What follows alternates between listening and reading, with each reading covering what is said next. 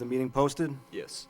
Item number 1 on the agenda, please. Minutes from our meeting of December the 18th, 2014. Earlier this afternoon, Commissioner Krieger emailed the commissioners on a few amendments. I'm wondering if each of you have had a chance to take a look at them. Or just a few. I would ask that the amendments be approved.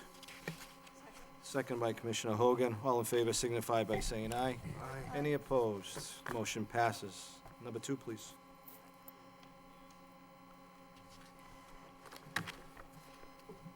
The next item on the agenda is a special events permit application for amplified outdoor public entertainment filed by the City of Lowell. Henry Marchand is the representative. For the Winterfest this year, starting February 20th, it's Friday evening, and Saturday, February 21st, 2015.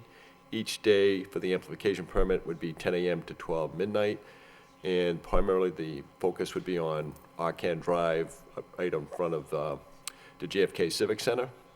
And Mr. Marchand is present. State your name for the record, sir. Henry Marchand. Well, we're lucky we didn't have it tonight, Mr. Marchand, huh? Pardon me? And lucky we didn't have it today, that's for sure. A little It nippy would have out been there. cold, it would have been wintry. All right. Expecting a good turnout? We think so. We think it'll be a great turnout as we did. We made a few changes. The footprint of the event remains the same. Okay. The tent remains in the same place on Arcan Drive. The dog sled track just opposite that. Okay. The tent itself will have activities Friday night from 5 o'clock to midnight. Yep. Saturday from noon to midnight. There'll be a soup contest and other things in between. Bands will be playing live bands in the tent throughout that. And so we basically will be the same as last year, and we expect a great turnout. Thank you. Discussion from the board, please. I would move approval. Move for approval by Commissioner Hogan, seconded by Commissioner McCarthy. All in favor signify by saying aye. Any opposed? Good luck. Thank you. Members of the Commission, Chairman Dakota, we have 2 gentlemen here from the Merrimack Repertory Theater. Each has been filing applications for the upcoming theatrical performances by the Merrimack Repertory Theater, starting with this evening, January 8th. There are, I believe, 3 to 4 productions in schedule, starting this evening, January. John Dyson and Edgar Cyrus. Both have been representing Merrimack Repertory Theater before the License Commission for several years at least. They have events which start January 8th through the February 1st, then following which February 12th through the 26th. And Mr. Cyrus, Edgar Cyrus, starts February 27th through March 8th, followed by March 19th through the April 12th. This would be for their concession sales, 45 minutes prior to each performance, and at a 15-minute intermission. Gentlemen, state your name for the record, please. John Dyson. Hi, and I'm Edgar Cyrus. Ticket sales been brisk, gentlemen? Sales continue. They're good. Very good. Very good year. Fantastic. Discussion from the board. Move approval. Move for approval by Commissioner McCarthy, seconded by Commissioner McGovern. All in favor signify by saying aye. Aye. Any opposed? Motion passes. Good luck with all your events, gentlemen. Thank you. All right. Before the gentlemen leave, I've got a question for Ryan. Is this their form or is this our form?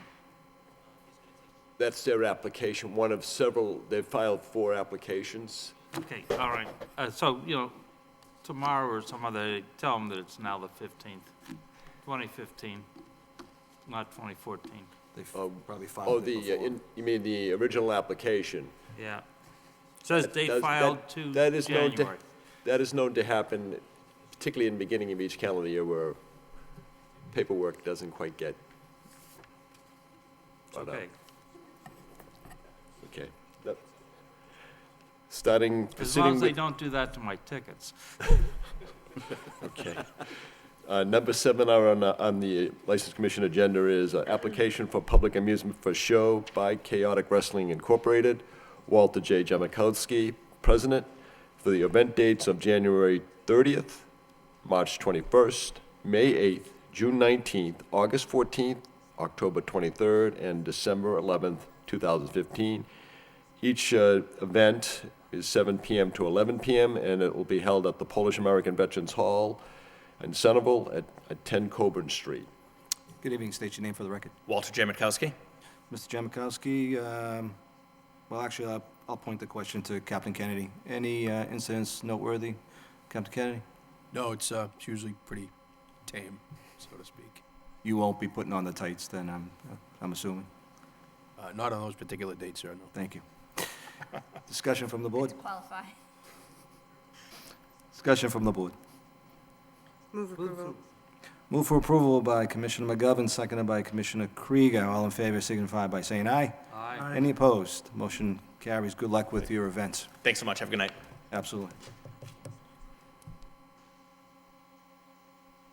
Mr. Is there a representative here? Yes. Proceeding now with number 8 and number 9 on our agenda, we have public amusement applications, starting with the boxing, filed by Global Spectrum. Keith Vasky, General Manager. Todd Stoudemire is here representing the Global Spectrum.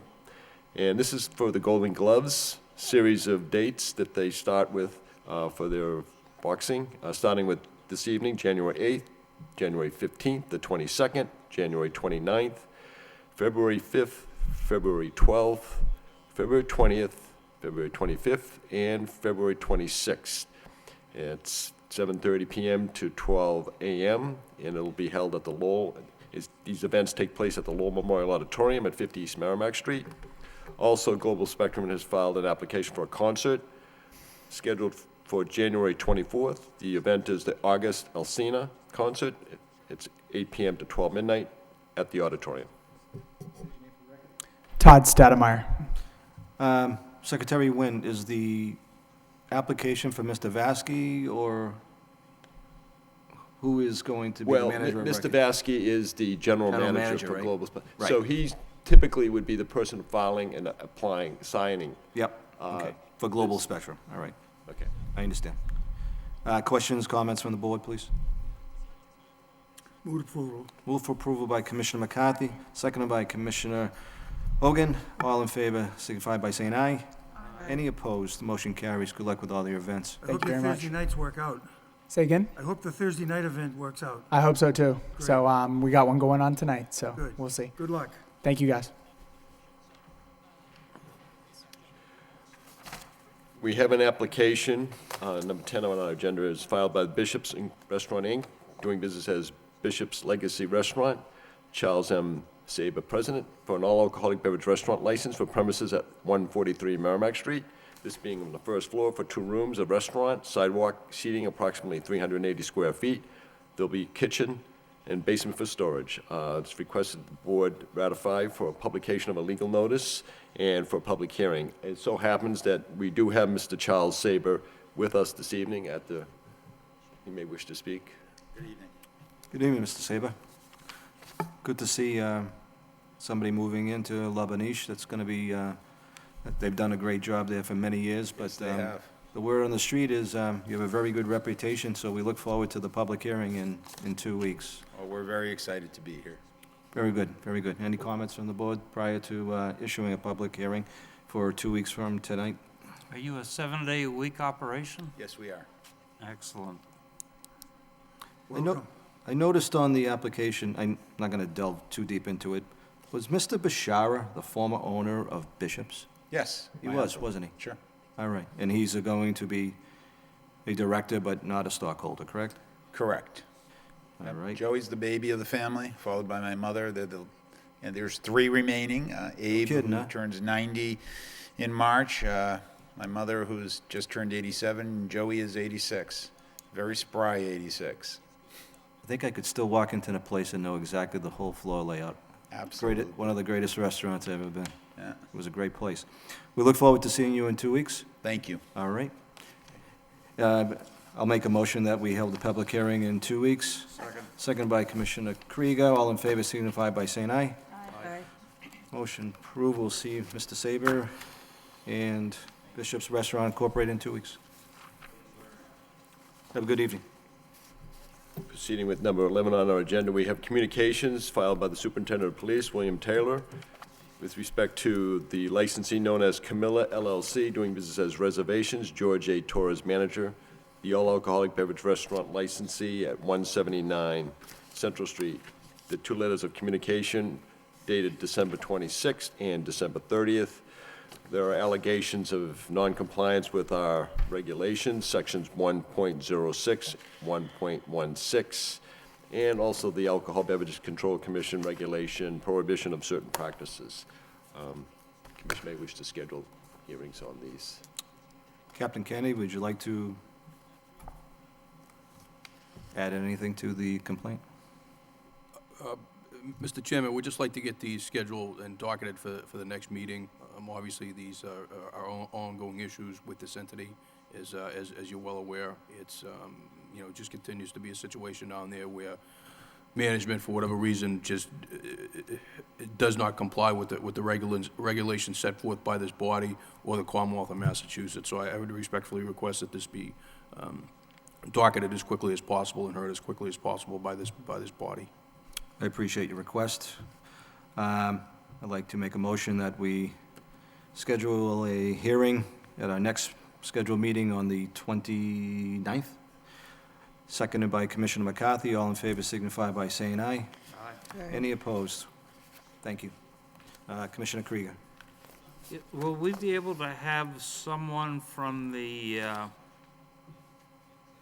I've totally lost it, from the building inspectors, are we going to have someone from the building inspectors here for that Well, meeting? I'll CC on the communication to the building commissioner, Sean Shanahan. We did briefly speak of this matter. And he did convey to me a conversation he had with Mr. George Torres about this particular one instance where the fire alarm system was not in operation. So I'm assuming Mr. Shanahan, Commissioner Shanahan would be available. I'll Perfect. Thank make you. sure we convey that to him. In the documentation that you sent to all the commissioners, Ryan, it did show that there were at least a couple of attempts there that made by the alarm company to Mr. Torres, but to no avail. Is that correct?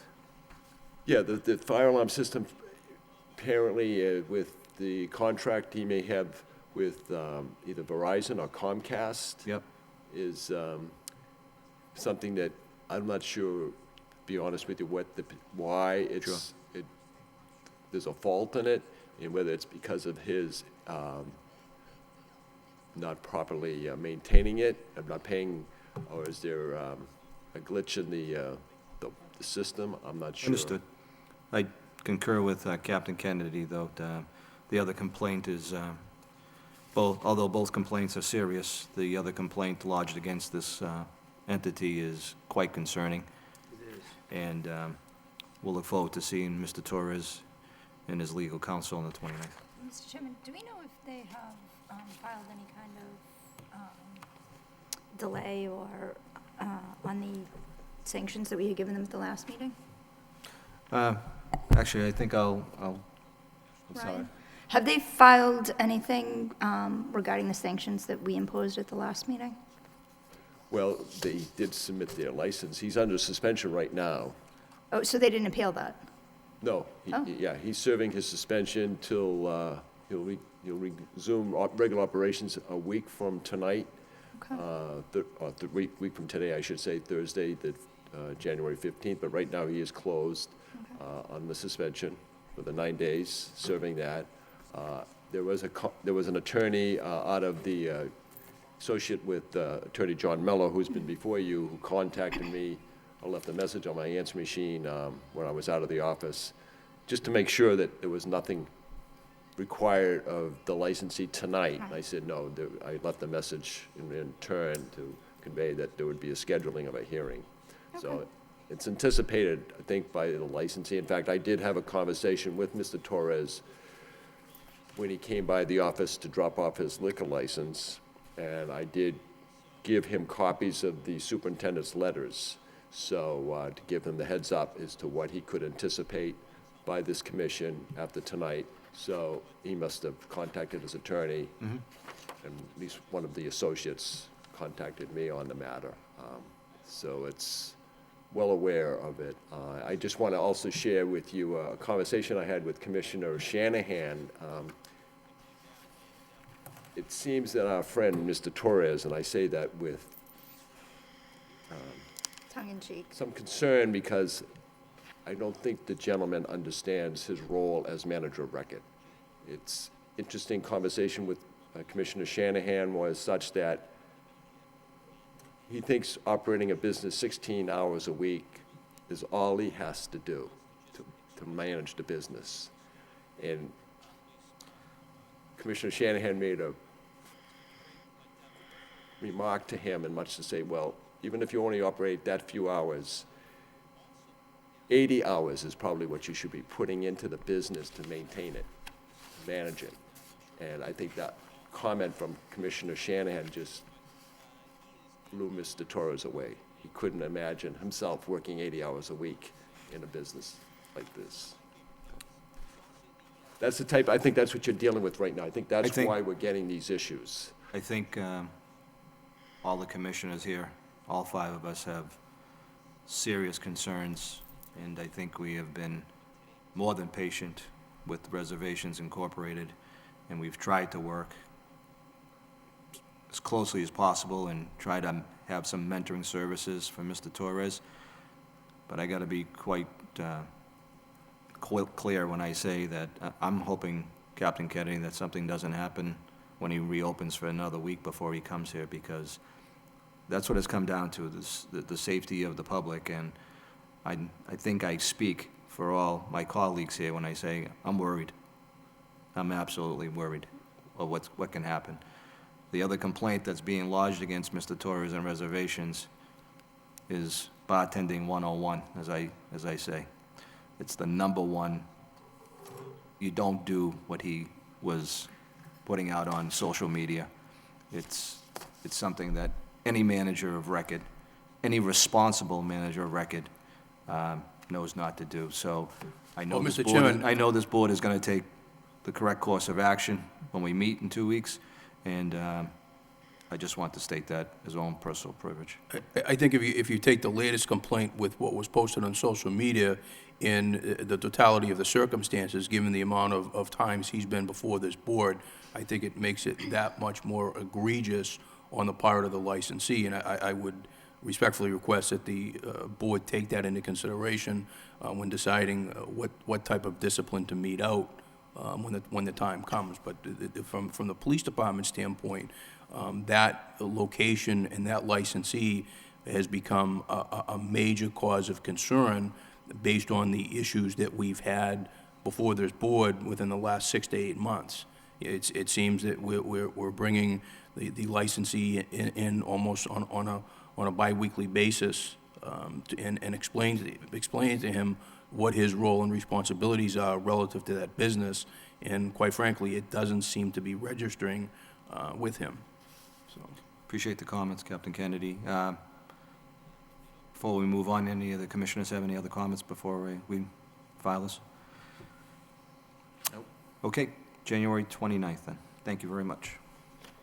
And last, we have a matter with respect to, Commissioner Krieger has 6 proposed amendments or review of certain aspects to the current regulations. I'll leave the floor to Commissioner Krieger.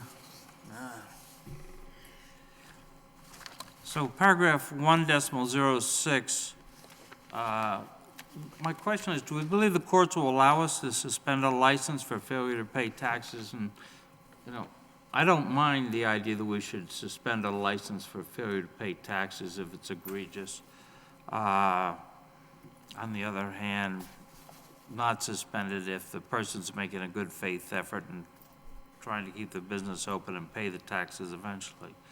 But what my concern is, do we think the courts will slap down the License Commission one more time like they did with our good faith effort regarding Finn's Pub and Mr. Hayhurst? If I recollect correctly, at our last meeting, Attorney Veloso, I think we had posed a question or kind of a quasi-question to him, and if in fact we have that, reserve that right to do so. And I believe if I'm not mistaken, I believe we do have that right. Do we believe the courts will do that? I mean, anything's possible, I guess, but Well, I think I understand that. but I think we can suspend a license. And maybe we can pose that question to Attorney Veloso or Attorney Rossetti at our next meeting, since we will have legal counsel here at our next meeting, Ryan? Yes, certainly, because of our hearings on the Okay, I'd like to have an answer for Commissioner Krieger's question for that. Yeah, I think that would be good. I mean, you're right. A court, I guess yesterday, decided that females, military personnel can't escort prisoners at Gitmo because it humiliates them. So I just don't want to waste our time. Okay? Number 2? Yeah. Display of licenses and permits. And I think compliance is spotty. I don't think this is a big deal in and of itself. I just think that if we have this as a rule, and then we don't pay any attention to it, it tends to bring other rules into disrepute. I listed several, I'm sorry, did you get a copy of this, Captain Kennedy?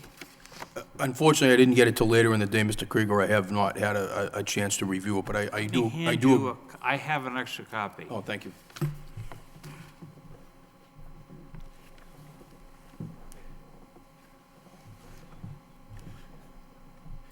Every time I surprise myself, there was the license in the Manoa folder situation up at the north end of Mammoth Road. There was the license that was hidden back behind the dessert display where you knew it was there, but you had no idea whose names were on it and what the date was. But then I went to one place and the license was nicely posted 2 years out of date. So I think that we need to undertake, all of us, and invite the police to join us, to politely check on licenses and make sure they're up to speed, or we should get rid of this requirement. Captain Kennedy, what's been your the past practice? I know establishments that I have, any part of the bar, you should be able to visually see the license. Is there a kind of a code that when you do go check for licenses that maybe you can inspire me here? It's done on a case-by-case basis. I do agree with Commissioner Krieger's assessment in the sense that it is very advantageous for law enforcement to be able to view these documents very, very quickly, particularly in a situation we have overcrowding.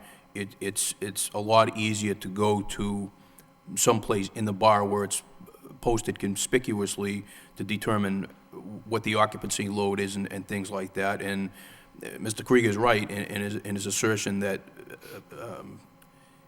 a lot of establishments in the city, as far as protocol go, really don't adhere to it. And typically, if we do go into an establishment and we can't find it, generally management will be able to uncover it somewhere. But sometimes it does take time, and I agree with you. The adherence to the requirement is spotty at best. The 8th Ward does a good job. You walk in, it's right there on the left, right there for everyone to see, all the licenses. Yeah, I guess we just don't want to see, where's your license, and they open up a manila folder, and here it is. I mean, obviously, that's not what we're looking for, but case in point, if you can't see it visually, well, where is it? Well, it's right there, then I'm good with that. But it has to be quite visible for somebody to see, I think. How do we go about that? I mean, sporadic checks, maybe, Captain Kennedy, I don't know, but maybe we could kind of do something like that. Well, I think we can certainly put all the licensees in the city on notice that it is a requirement under the rules. Perhaps in the past, there has been sporadic adherence to the regulation, but I think we can certainly make it clear going forward to the licensees that the commission and the police department does expect these licenses to be conspicuously displayed for public viewing. Appreciate it. Perfect. Number 3, Commissioner Krieger? Yes. This is, and Ryan has talked about this before, the intoxication of motor vehicles. It's not clear whether it's one individual 3 times or 3 individuals or a mix. And maybe it doesn't come up very often, but I think that the wording should be a little clearer, or we should drop it. To the court by one or more individuals that said they were served alcohol, I think would be good wording. To the court by one or more individuals that said they were served alcohol, I think would be a better wording. I haven't seen a case like this, but I think that this is something that we need to do. Number 4? Yeah, under special conditions, one citizen suggested to me that the License Commission mandate video cameras after an infraction involving physical misconduct. Video cameras are expensive. We've had people say that they're expensive, and in a previous public hearing indicated that they were reluctant to spend that kind of money. But the question is, what's the balance on public safety versus the imposition on the owners? And once again, I believe from a prior meeting, I think it was Attorney Veloso had mentioned that we could stipulate that if in fact we thought an incident or egregious, and that this was something that we would mandate.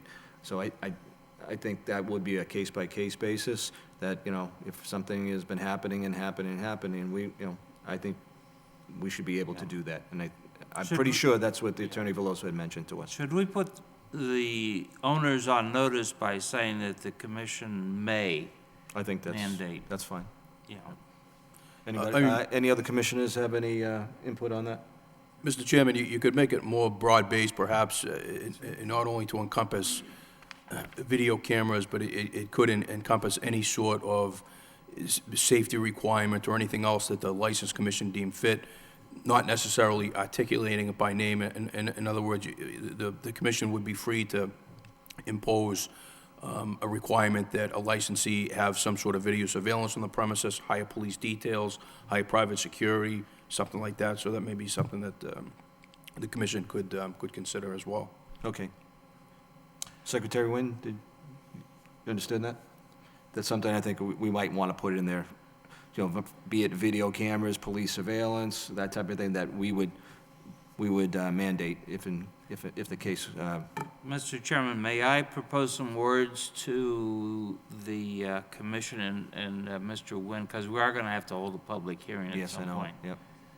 So if it's okay with you, I'll propose some words. All right, that's fine.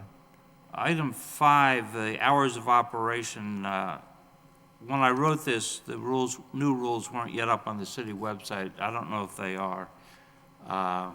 But we needed to change Sundays from noon to 10. Yeah, that will be rectified Yeah. in short order. And then finally, there's one of those nebulous things for certified art galleries and museums. The wording says applicable penalties under the law. Well, it's nebulous. Does that include executing every third member of the Well, organization? if I could just, I think the intent of the regulation was to, first and foremost, the idea of having art galleries offering wine or dispense of wine, or some venue where there is an art exhibit where the artist is seeking some type of acceptance by people who enjoy his work or her work, if you will, offering a glass of wine. So there was the organization of the cultural organization had proposed this regulation, or at least proposed the idea of allowing art galleries or a artist to have this offering. So the city law department drafted the regulation to at least give the license commission some control over the matter and give a permit so that local police if they had cause to visit one of these locations and they saw people were mingling with glass of wine in hand, that type of thing, there was a permit there. Particularly if it's a public showing as opposed to a private event. So in that sense, the penalties under law, what we do propose to our applicants for the special one-day licenses is that there are a series of regulations mandated by the Alcoholic Beverages Control Commission through the Commonwealth of Regulations, as well as the License Commission. For example, no one under the age of 21 should be served an alcohol beverage in a public, certainly in a public place. That would be a penalty of law. I think that's the inference here. I don't think it was more to accommodate, be more of accommodating than to anticipate that there was, we were going to have this flagrant violations of law. I think there was just if a circumstantial situation arose where you have a group of people and there are a young crowd amongst the older people, and some of them are not maybe college students, some of them are 17, 18, 19. And if they're drinking wine and, well, there could be I don't think it was intended to make the. It seems to me that the one thing that we have is denying future licenses and withdrawing any licenses not yet executed. And I think that's what we ought to say. Because we don't really have any other tool except to say, we're not going to let you do this anymore. That's our tool. Well, here's when I had a conversation with a woman had called the office, and she was asking me about this type of license. And she said the artist was not had yet to decide when he would like to have a showing. And then the other aspect to it, I said, well, in anticipation of a date, would it be a private function or would it be public? It's on private property. Actually, it's property owned by the national park. And the question of, is this artist going to let it be known to the general public that he has this showing on Friday, the 15th, whatever month it is, and all are welcome, and then he should be licensed under this, if he wants to offer somebody a glass of wine. But if he's giving all of us here in this room an invitation to be there for a private showing, it's a private function, and he's not required to have this license. So as long as he keeps it and makes it known to each one of us we're being invited guests. Even if it's on the property of National Park, it's still a private function. So he's not required to have this license, or there's not a requirement to have the license. So I think you can ask the law department to review and maybe change this language here, but I don't think the intent was that you were going to ever anticipate having, say, the gentleman that was before us last month, Mr. Syverson from the Arts League, coming before you on a complaint. I don't think that was the intent was to anticipate that this would happen, but I suppose it's possible. Okay, so I take your point. You should ask the law office on our behalf to look at this, because this looks, to me, un-American. It's to look at what are we really trying to say here, and I think that'd be good.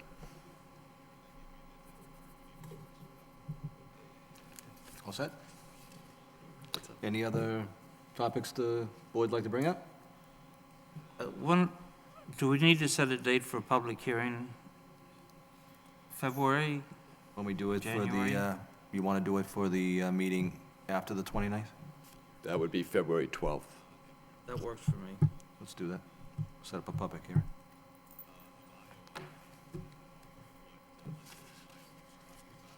I would entertain a motion to adjourn. Moved.